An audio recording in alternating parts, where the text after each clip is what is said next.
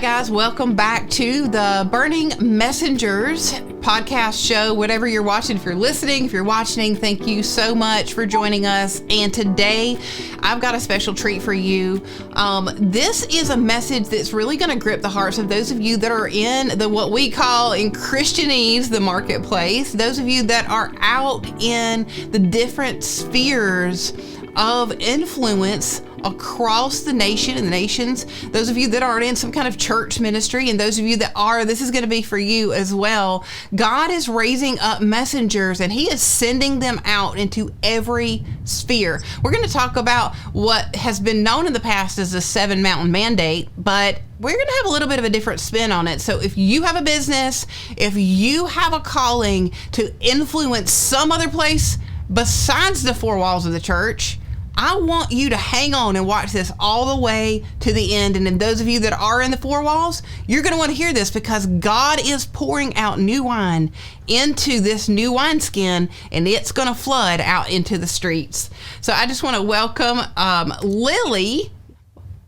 I'm here. There you are. We found you. This is Lyly Ledbetter. And we have known each other for a little while. I've known Tom, her husband, for longer than I have her. But Lyly, what you don't know is I actually heard your voice before you ever heard mine. I was sitting in the car with Tom and Chris, some of our other friends, and you were pregnant and you were talking to Tom. And so that's the first time I've ever heard your voice. And Tom told me your story, you guys' story, about, conceiving your son. And that's a miracle story, right? Yes, and so absolutely. I'm so glad to have you. Y'all, she's got a lot to share. So Lyly, tell us a little bit about yourself and who you are, and go for it. Awesome. Well, by the way, that story of my son is quite the miracle story, which maybe we'll get to share another time. But I am a lover of Jesus. Like, first and foremost, I'm a lover of Jesus. I am a wife of almost 20 years. Wow. We're coming up on our 20th wedding anniversary in just a few months. And I am a mama to a miracle little boy. He's amazing. And I also have fur babies. I have one that I chose. I have a boxer, and then I have a cat that chose me when we moved to our farmhouse, which is hilarious because I'm allergic to cats. But anyways, that's another story for another day. But I'm also a kingdom entrepreneur. So I wear a lot of different hats. My husband and I we co-lead a local body. So we've been pastoring, if you will, for the last decade. We've also been leading an international ministry with international online schools, like ministry schools, mostly known for the School of Dream Intelligence. And so we do all of those things, and we have people from all around the globe. I believe it's 16 plus countries that are represented in our schools. Wow. And it's been a wild ride. And honestly, we were both bivocational. We were both in the marketplace for a very long time, but I never in a million years imagined that the Lord was going to lead us down this ministry path. And I say that in quotations because as I have grown in the Lord, I've come to realize that ministry isn't what happens inside of the walls of the church, right? Everything that we do is ministry. It's all ministry unto the Lord. And so that's one of the things that I'm super passionate about. But I thought the Lord was launching me into the church mountain, right? Since you mentioned the mountains, I thought that was going to be my space. And I think that I'll be doing some things in that space. However, the Lord launched me into the marketplace just a couple of years ago. And oh my God, I've come alive and I've experienced so much of God's kingdom realm just flooding the marketplace. It's been incredible. So so I'm a business owner. I do a few different things. And now here I am talking about it. Yes. So tell us a little bit about your business. Like, what do you do? Well, sure. So my branding is Living Free with Lyly, and that's based on the scripture where Jesus says, who the Son sets free is free indeed. And having walked a very difficult journey, I have a very long story of trauma and loss and all of these different things. I fully believe that the Lord has called us to walk in freedom, free from pain, free from anxiety, free from stress, free from all these things that hold us back, but even free from toxic burden, all the things that kind of keep us from stepping into the fullness of who we've been called to be. Yeah. And so that's the reason it's called Living Free. Let's just live the life of freedom that Christ called us to live. And so basically, I am a natural health educator. I help women take back power in their health through clean living, clean eating, clean beauty, natural health and wellness solutions. I was in the fitness industry for nearly a decade. And so that's what I do. But the reason I'm so passionate about the realm that I'm in the health and wellness space is because of my long multi-year journey with infertility and miscarriage and all of that. And I do happen to offer an incredible brand of clean crafted products as well. But that's what I do. That's so good. And y'all, she's really got a thick story. And before we ever even get deeper into this, I do want to encourage you, in case you have to drop off, and you better not drop off, but I do want you to go follow Lyly Ledbetter. And we'll put the links down below, but go follow her. She's really got some very, very valuable content, especially for you women that are dealing with infertility or, hormonal issues and things like that. So I just wanted to plug that before we get any further.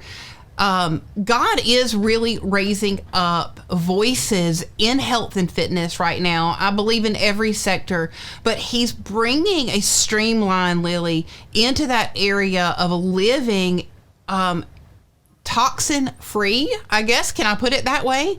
I believe it's a message from the Lord. You dealt with years of infertility. You've got a miracle baby, but there's things that are linked to infertility, right? There's things that it's not just, we can pray and we will pray, and you and I believe in miracles with the best of them, but there's things that we can be doing. Talk to us a little bit about your journey with infertility and how that brought you to this point.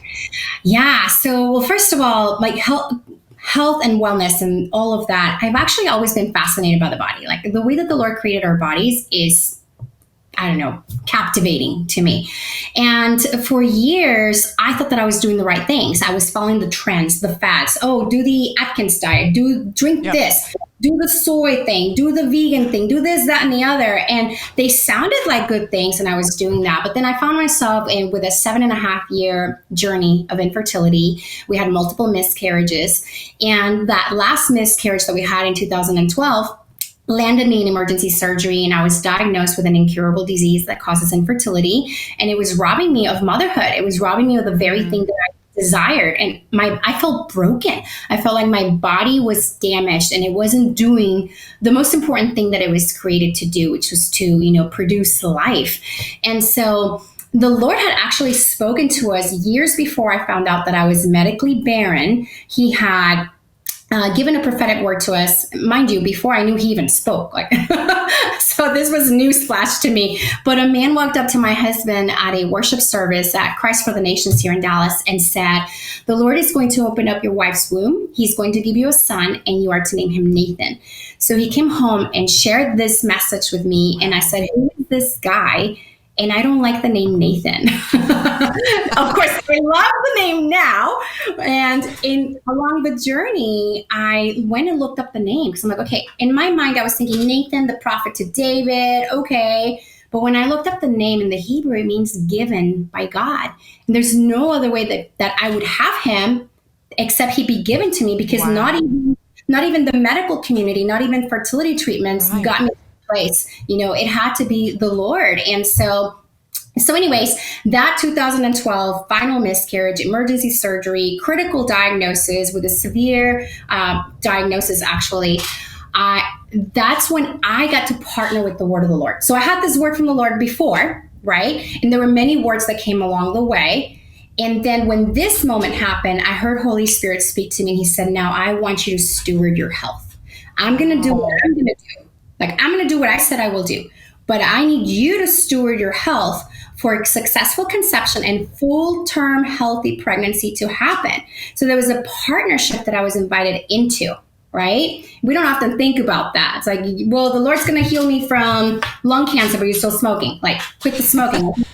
Responsibility, right? In the words he gives us. So that was the beginning of me diving into research, no longer believing the trends, the marketing, the advertisements, but okay, Lord, show me. And I went hard after researching things. I started with, what am I putting in my mouth? Then it led to, what am I putting on my skin? What am I cooking with? Whatever, all the things we're inhaling. There's a lot of different components, and it can be super, super overwhelming, but that's what I help women with. Like, this doesn't have to be complicated, and it doesn't have to be overwhelming. There is a way that we can properly steward our bodies so that, because they're created to heal themselves. Right. The Lord designed them in such a way that if we give them the proper fuel, the proper nutrition, we treat them properly, we steward our health, they're going to do what they're created to do. And so I come alongside women to help them become informed consumers and give them the proper tools to do what they need to do to restore health back to their bodies. That's so good. And you said something that was very key. I like the two pieces to the puzzle. God gave the word went forth, and his word always accomplishes what he sends it forth to accomplish. But he gave you a partnership. Mm-hmm. And I love this because this is the kingdom of God. God always calls us into partnership with him. Mm-hmm. And yes, he can do it. He can do it immediately in a moment, and he wants to do it, but he wants to involve you and I. And through the process, he teaches us something. And I would love to know, through the process, what did he teach you spiritually whenever you're talking about, like, there's the toxins and the different ways that he, really called you to bring your body into alignment to be able to bear a child. I'm sure there's a spiritual principle that came through that. What did he teach you? Oh my goodness, probably so much that I'm not entirely sure how to express at this moment. But the toxicity that we talk about, like, yes, there's the external elements and the things you put in your mouth and spraying on your body or whatnot, but there's also the toxicity that comes from right here, right? What most people don't know is that there's 4 ways that we receive toxic burden, if you will. And that is through what we eat, what we put on our skin, what we inhale, but also through our thoughts, what we're harboring in our hearts. And so there was this journey of, there was the practical things that the Lord had me doing to steward my health, but then there were the spiritual principles, right? Of bringing my body into alignment, making declarations, speaking life over my health. But then it was also when the rubber hits the road, when things get hard, when things are not looking the way they want them to look, then what? And I can tell you that my faith grew tremendously in that journey. At the time, I don't think I would have called it that. I thought I felt so weak, so little, so insignificant. Yeah. And I remember one particular moment when one of my closest friends, who had kind of planned out her life. And I had a lot of friends like this, like, okay, well, I'm going to graduate college, then I'm going to marry the man of my dreams, then I'm going to buy a house, then I'm going to go to grad school, and then I'm going to start having children. And pretty much everything happened just like that. Boop, boop, boop, boop. When she got pregnant and announced her pregnancy, I had 11 other friends. So she was the 12th. 11 other friends and family pregnant at the same time. And I had it. I was done being a good sport. I was done going to the baby shows. I was done. So I dove into that pit of depression where before I could just, pull myself up. I was mostly in joy, but this time I'm like, I'm done. Peace out. I'm jumping in the pit of depression. Don't come looking for me. I'm over it. Right. And I went in there and I started yelling at God. I got raw. I got real. Yeah. I cussed him out. I told him all the things that were happening in my, all the things that were happening internally. And then this moment happened. There's obviously an incredible journey of a miraculous story of a faithful God that showed up and healed my womb and conception happened. But fast forward, I talked to an incredible woman of God who has been a spiritual mother in our lives. And I'll just call her by name. Her name is Tracy Eckert. She is the leader at Storehouse. And I had met with her at Starbucks one time, and I was sharing with her that moment when I was in that pit, when I dove in and I went through this moment of just yelling at God, being as raw and real as I could possibly be. Like, are you even bleeping real? Do you even care? Right? That kind of thing. And I felt so almost like ashamed that I had that moment of weakness, because that's how I saw it. Right, my perception was, I had this moment of weakness, and she looked at me and she said, Lyly, that was a moment of intercession. That was your Jacob moment. That is when you wrestled with God and he changed your name from barren to blessed. Wow. And I scheduled this moment to meet with her because I needed somebody to speak truth into me and encourage me.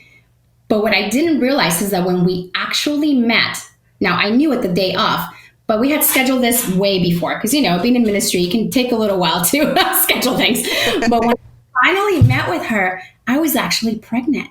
Wow. Yeah. Isn't that wild? Now, I did know it the day off, but it was so mind-blowing and so profound that what I had seen as this moment of weakness, she said, no, you grabbed the hold of God and you wrestled with him. He can handle your raw and your real. He's a big God. That's so good, Lyly.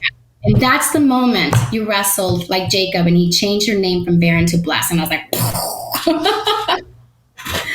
and I still to say that we are all going to have those moments. And instead of looking at them as a moment of weakness, we can look at them as a moment of, I am grabbing you and I am wrestling with you until you fulfill the very thing that you said you would do. Wow. Listen, this is the best message for a lot of people right now, because you guys are sitting there and you're burning and you're desiring to serve the Lord. And some of you are like Lyly, like you've been in this place where you didn't know what to say. You didn't know what to do. You've been frustrated. You've been holding it in, and you're living with guilt and condemnation from that moment that, she's calling intercession. She's talking about it like it's intercession. And here's the crazy thing. She was actually pregnant when she goes to confess her intercession, right?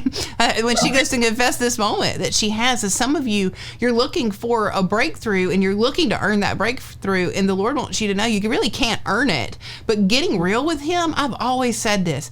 Listen, most of you probably don't know the fullness of my story. We had 4 miscarriages.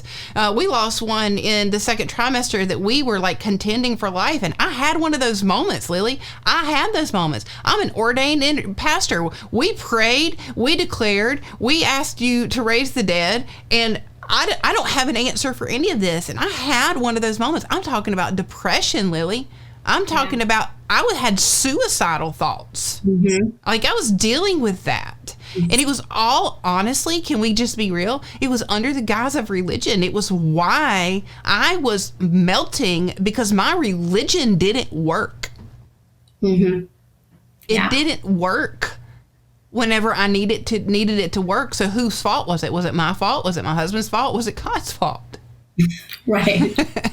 And so this is such a good conversation, because some of you guys, you're like, Lyly, you've had battles and you've had victories, and maybe you've been sitting on the sideline saying, I really don't know how I fit in all of this. I do know that I have a passion for the Lord. I feel like I'm a burning voice. Maybe you don't know that you're a burning voice. Maybe you're, I don't know, a personal trainer in a gym somewhere, and you're saying like, I don't know why I'm watching this right now, but this is really, really causing my heart to burn. Lyly, talk to people that are watching, that are in that business sector, that they're in that place where their hearts are burning. They are burning voices, but they got a story like yours, and they don't know how they fit in this whole thing. Yes. Oh my gosh. That is one of the things I'm most passionate about, actually, is activating the Proverbs 31 woman, is giving her permission to burn in the marketplace. And really anybody in that's called to the marketplace. I often think about the tribes of Israel. There was only one that was called to serve in the sanctuary. Only one that was called to serve in the temple. All the others who were God's people were called into culture, right? And when you think about being an ambassador of heaven and the Roman culture, why did they send the apostleships, right? To take over the land, to make it look like Rome. So when the Roman emperor would come, it would look like Rome, feel like Rome, taste like Rome, all the things. Yep. So we are called into culture. I think about Silvoso and the ecclesia, and how do we as the church infiltrate culture? Because the body is the church, not the building. I can get really wound up real quick and get on my soapbox. Get wound. For too long, people who are in business have felt insignificant. They feel less than. I think about a gentleman who's an incredible man of God who Tom worked for and served his vision for many years. He said one day, I found out the difference between being successful and being significant. Wow. And he had been in the marketplace for so many years, and he was very successful, multi-millionaire, but he felt insignificant. And then he came alive and found purpose when he went on the mission field. But here's what most people, there's a double-mindedness when you find yourself in that moment. You're like, okay, so do I leave the marketplace? Do I, sell my business? Do I walk away from my job and then go and move to Africa? It's like, no, you're a minister in the marketplace. You can still go to Africa, by all means, go. But there's been this wrestle where people who are burning to build with God in the marketplace don't fit into the church box, right? And it's like, what do I do? And it's like, oh my gosh, like, be who you are called to be. And when I think about women specifically, and here's the thing. Everything that we do is ministry. Everything that we do. When you got saved, born again, you got launched into ministry in the sphere that God's called you to, right? We think that it has to be a pulpit and a microphone. Like, no. If you're a teacher, if you're a whatever you're doing, a janitor, if you're a CEO, like, you are a minister of the gospel wherever God has placed you. But with women, what I often see is this wrestle with, well, I have this burning desire. I have this passion, this vision for this thing that I want to do in the marketplace, but there's guilt. Religion comes and tells her, no, you're supposed to be home with your kids. No, you're supposed to be in the kitchen making dinner. And I'm probably going to step on some toes, but I grew up, when I heard about the Proverbs 31 woman, I was taught about her as if she was Betty Crocker. She's popping out babies. She's in the kitchen, and this is what you do. And then I read the Proverbs 31 woman for myself. And I opened up translation after translation after translation. I went, OMG. Not to minimize motherhood at all. Don't hear what I'm not saying. But it talks far less about her being a mother and a wife. It talks way more about her as an entrepreneur. Come on. You know what I'm saying? Yes. Like, she was trading, she was selling, she was hiring people, she was empowering other people. And her husband praised her, and her children called her blessed. Like, wow, we have permission to go after the things that God's put inside of us. And there's a wrestling on the inside of women that says, but I have to wait until my children are grown and gone to college before I can do this. And yet I stood on a stage. I wasn't on the stage. But I stood and watched a child, I guess he's not a child anymore. He's 14 years old now, but on a stage in October, a leader's son was on the stage, and he starts sharing about his business. He had just launched a business, and he said, I watched my mom. She modeled it for me. I saw what it looks like to do the thing that God's put inside of you, and that gave me permission to do it too. And he said, I want to tell all the moms in this room, here's this, just recently had turned 14 years old, sharing with everybody. I want to tell all the moms, all that mom guilt that you struggle with, said, don't. I don't even remember when I was really, really young and my mom was working late nights, hustling to do these things, to build a business. I don't really remember that.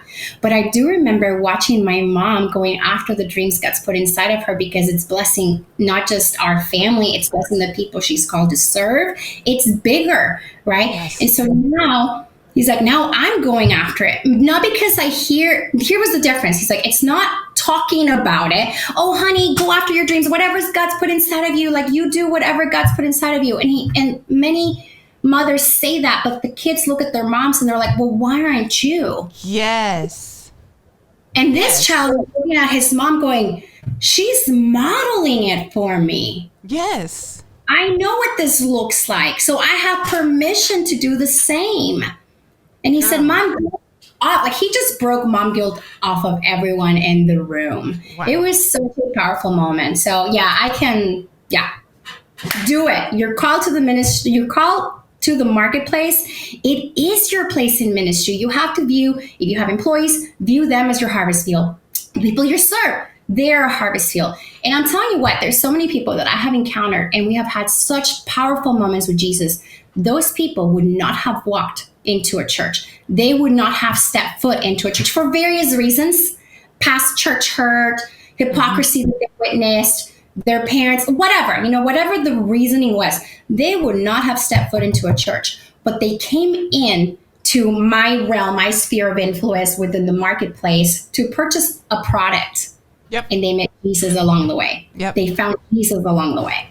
Girl, this is so good, man. I'm burning over here. I want to take a quick break, guys. We're going to come back. I'm telling you what, this message is hitting on so many points. I don't even want to take a break, but we're going to come back and we're going to have Tom here, Lyly's husband, and we're going to have a conversation with both of them. But listen, if you're a mom and you're hearing this, don't you just blow by this message. This is so extremely important for you. Dads, moms alike. But listen, that mom guilt, that's a real thing. And God is calling you. He's got a call in your life, and you need to model that for your kids. We'll be back in just a minute.